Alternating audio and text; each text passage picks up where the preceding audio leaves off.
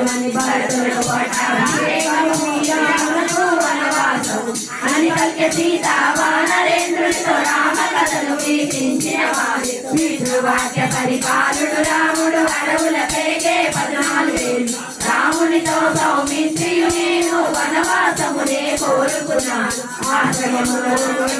నన్ను రావణాసురుడు అపహరించను అని పలికే సీత వానరేంద్రుడితో రామ కథను కీర్తించిన వారు రావణుడు తగిన ఏడాది గడువు 2 నెలలలో ఇక తీరిపోవు రాముడు నన్ను కాపాడునని వేచి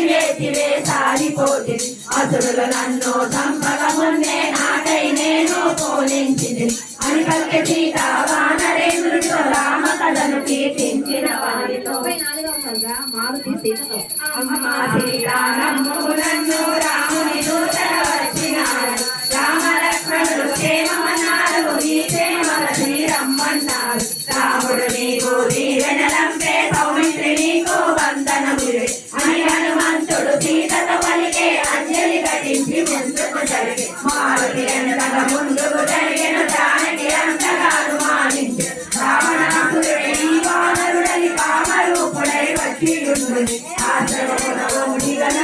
తలను వసించిన సన్యాసీకలను అలవాసుని పరికంపితమై కడిత నేలపై జానకి తూడే పల్లి నీవితో కింపకమో చూచుగా రావడు పహరములను శ్రీరఘురాముని అగ్ని బాణముల చూచుముగా రావడు దుర్మగడు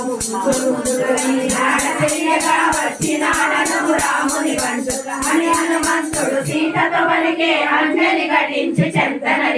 వానర రాజు సుగ్రీవుడు మంత్రిని నన్ను వినుతురు హనుమంతుడని రామ సుగ్రీవులు మిత్రులైనారు నీకాడ తెలియజేసియున్నారు రామ లక్ష్మణులు వానర రాజుకు లంక చేరెదరు వానర కోటి అని హనుమంతుడు సీతతో పలికే అంజలి ఘటించి చెంతన ఓ హనుమంత హాయి పొందితి రామ కథని రామ లక్ష్మణుల ఎట్లగిరితి రూపురే కథను ఎట్లా రాసిది వారి మాటలకు ఎట్లు నింపివి వారి గుణములకు ఎట్లు తెలిపిది అని హనుమంతునితో రామ కథను కీర్తించిన వారితో సర్వజీవన చిన్నదైనను తేజోమయమై వీటి గొల్పెను పవన కుమారుని భీమరూపమును జానకి చూసి వీటి చెందను రామాయని లక్ష్మణాయని రమణి సూరి మోచనుంది చేరుకొని సీతాని చూడెను వినమ్రుడైన మారుతి ఇది కలయో నిజమో జరుగుడని బ్రహ్మాదులను జానకి వేడెను